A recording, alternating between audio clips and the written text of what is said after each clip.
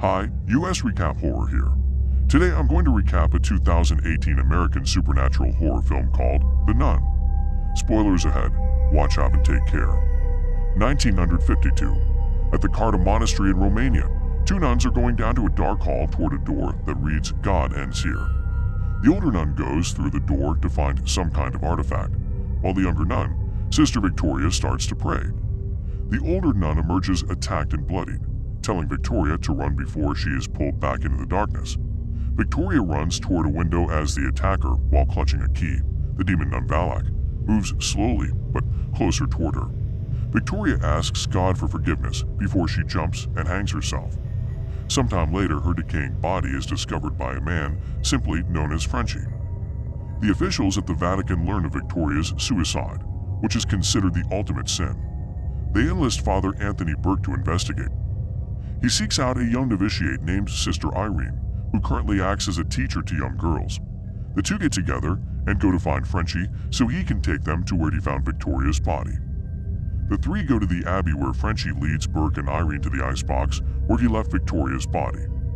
Frenchie points out that Victoria is sitting up when he left her body lying down. Burke pries Victoria's fingers open and finds the key in her hand. They then take her body to give her a proper burial. While walking back toward the abbey, Burke notices fresh blood on the steps where Frenchie found Victoria's body. They then go into the chapel but cannot enter the abbey yet. They meet the abbess, who informs them that are engaging in a vow of silence for Victoria, and that they may enter the next day. Burke and Irene go to their rooms while Frenchie leaves. He walks past the dark woods and sees what looks like Victoria walking through the woods. He follows her and ends up attacked by a demon nun. Frenchie picks up a cross from the ground and walks away with it. Irene tells Burke about a series of visions she experienced as a child, all of which ended with her hearing the phrase, "Mary points the way." Burke then recalls an incident in France in which he was summoned to exorcise a young boy named Daniel that had been possessed. Despite Burke's efforts, the boy sustained fatal injuries from the exorcism, and Burke has been racked with guilt ever since. Later that night, Burke is awoken by the sound of music. He goes out into the woods and sees what looks like a demonic version of Daniel. The vision comes to life and pushes Burke into a coffin before an unholy force buries him alive, leaving him with a bell to ring. Irene also wakes up and wanders the chapel before she sees Valak in the mirror trying to attack her. She runs outside and hears Burke ringing the bell. Soon, multiple bells around graves start to ring, but Irene manages to find Burke's coffin and she starts to dig him up. Before she can reach him, demon hands start to pull at him, but Irene manages to free him. Inside the coffin, Burke then finds a bunch of books on the occult.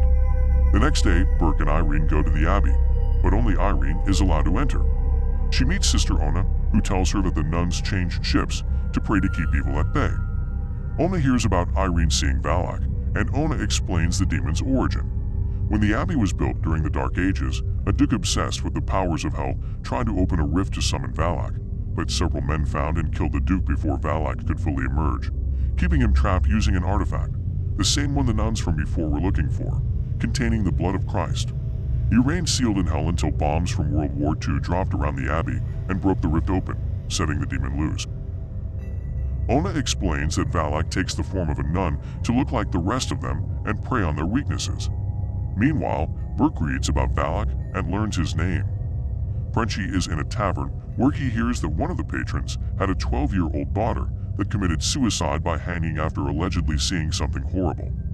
After Frenchie tells the bartender that he went up with Burke and Irene to the abbey, the bartender warns Frenchie that the two of them may be the next victims.